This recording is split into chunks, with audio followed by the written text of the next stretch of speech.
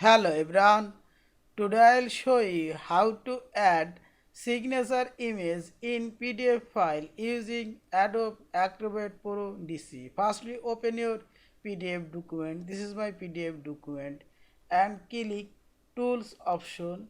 Here you will find fill and sign option. Click here and click sign yourself option. Here you will find two options. Click option add signature, and here we will find image option. Click image and insert your signature image,